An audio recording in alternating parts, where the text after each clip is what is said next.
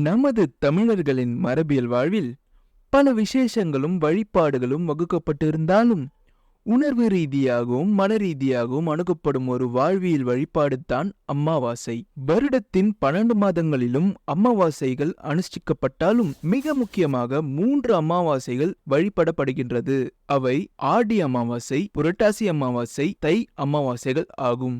எந்த ஒன்றும் இல்லாததிலிருந்தே தோன்றுகின்றது என்பது பிரபஞ்ச விதி. அதேபோல் ஒளியில்லாமல் உதயமாகும் அமாவாசை திதியை நம் முன்னோர்கள் சிரமேற்கொண்டு வழிபாட்டிற்குரிய திதியாக அமைத்துக் கொண்டார்கள். அன்புக்காரகனாகிய சூரியன் மனோகாரகனாகிய சந்திரனுடன் பூரணமாக கலந்து ஏதுமற்ற நிலையை அடைவதே இருளும் அருளும் நிறைந்த அமாவாசை தினமாகும். நமது இந்துக்களின் மரபியல் வாழ்வின் பிரகாரம் ஒரு வருடத்தை 2 அயனங்களாக பிரித்துள்ளனர். தை முதல் ஆணி வரையிலும் உள்ள மாதத்தை உத்தராயண காலம் என்றும், ஆடி முதல் மார்கழி வரையில் உள்ள காலத்தை தட்சிணாயன காலம் என்றும் வரையறுத்துள்ளனர். உத்தராயண கால ஆரம்ப மாதமாக தை மாதம் வருவதனால் தை அமாவாசையும், தட்சிணாயன கால ஆரம்ப மாதமாக ஆடி மாதம் வருவதால் ஆடி அமாவாசையும் மேற்கொள்ளப்படுகின்றன. அன்று திதி தர்ப்பணம் பிதுர் வழிபாடுகளுக்கு ஏற்ற தினங்கள் என்று சாஸ்திரங்களும் நிகண்டுகளும் எடுத்துரைக்கின்றது.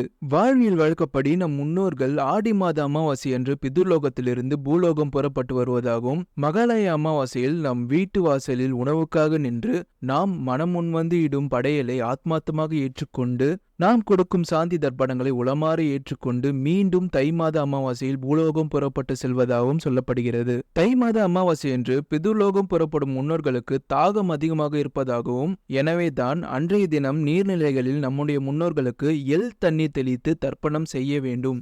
இதனால் அவர்கள் மகிழ்வுடன் நமக்கு ஆசி வழங்கி செல்வதாகவும் புராணங்கள் எடுத்துரைக்கின்றன. நமது அன்றாட வேலைகளின் அலுப்பிலும் கால ஓட்டம் மற்றும் நாகரிக மாற்றத்தின் காரணமாகவும் நாம் செய்யும் சில தவறுகளில் ஒன்றுதான் பிதுர் வழிபாட்டை மறந்தது. சாபம் இருப்பவர்களுக்கு தெய்வத்தால் கூட துணை செய்ய முடியாது என்கிறார்கள். தெய்வத்தின் வரத்தையே தடுக்கும் ஆற்றல் இந்த பித்ருக்களுக்கு உண்டு. இன்றைய சூழலில் ஜாதகத்தில் தோஷங்களை கணக்கீடு செய்யும் பொழுது பித்ரு தோஷம் தலையாய தோஷமாக எடுத்துக்கொள்ளப்படுகிறது. இதனைத் தொடர்ந்து பிரேத தோஷமும் உருவாவதை மாற்றி ராகு சனி போன்றவரின் நிலையை கொண்டும் அவர்கள் ஏற்றுள்ள பாவங்களின் வலிமை கொண்டும் நம்மால் தெளிவாக அறிந்து கொள்ள முடிகிறது. இந்த நிலை மனித வாழ்வில் எல்லா வகையிலும் சில நெருடல்களையும் இன்னல்களையும் தருவதாக அறிகின்றோம். நேரம் வரும்போது திருமணமும், குழந்தை பேறு, வீடு வாசல், வேலை, படிப்பு, குடும்ப ஒற்றுமை போன்ற மனித வாழ்வில் அச்சாணியை அசைத்து விடுகிறது இந்த பித்ருதோஷம். ஜாதக ரீதியாக சிலருக்கு வழங்கப்படும் பரிகாரங்கள் கூட பலிப்பதில்லை. இந்த தோஷத்தின் தொடர்புகள் இருப்பதனால் சற்று நம் வாழ்வியல் முறை உற்று நோக்கினால் நமக்கு புலப்படும் உண்மைகளில் ஒன்றுதான் நம் குலதெய்வம்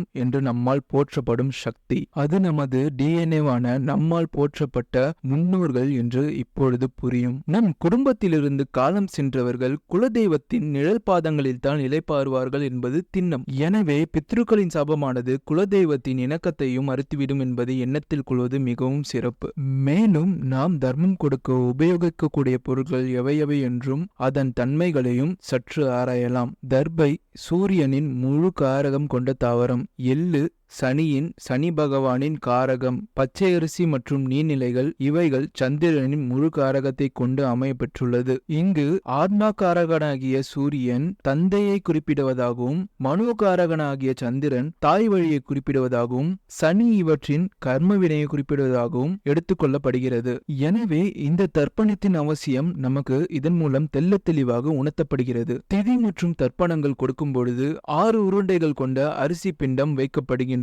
இது தாய், தந்தை, பாட்டனார் என்று இருவழி தொண்டல்களையும் குறித்தே 6 பிண்டங்கள் பிடித்து வைக்கப்படுகின்றது. இவைகள் அனைத்திலும் சூட்சுமத்திலும் சூட்சுமங்கள் நிறைந்து நம் வாழ்வின் வெளிச்சத்தை அளிக்க காத்து கொண்டிருக்கிறது. புராண ரீதியாக தந்தை வழி கர்மாவை கூறுகின்ற ராகுவும், தாய் வழி கர்மாவை கூறுகின்ற கேதுவும் கடகம் மற்றும் மகரத்தில் அமர்ந்து, கேது ரிக் யஜுர் சாமவேதங்களை கடகத்திலிருந்து பயின்றதாகவும், ராகு மகரத்திலிருந்து அதர்வன வேதத்தை பயின்றதாகவும் புராணங்கள் எடுத்துரைக்கின்றன. இந்த தொடர்பும் நமது அமாவாசை வழிபாட்டின் முக்கியத்துவத்தை மேலும் செம்மைப்படுத்தி கூறுகின்றது. அதோடு கால சக்கரத்தில் 10வது ராசியான மகரத்தில் சூரியன் வரும் தை மாதத்தில் மாடோன ஜீவன்கள் தனது பிறப்புக்கான 10 மாத பூர்த்தி நிலையையும் உணர்த்தி இங்கு ஜீவன்கள் புத்துயிர் பெறுவதையும், ஆன்மாக்களின் பசி தீர்க்கும் விவசாயம் செழிக்கும் மாதமாகவும் இந்த தை மாதம் குறிப்பிடப்படுவது சிறப்பிலும் பெரும் சிறப்பாகும். ஒரு வாழை மரத்தின் முன்பு 3 இலைகளை போட்டு படையல் வைத்து அதனை நமது குடும்பத்தில் பிறந்த வழித்தோன்றல்களாகவும் இந்த உலகத்தில் தோன்றிய மகான்கள்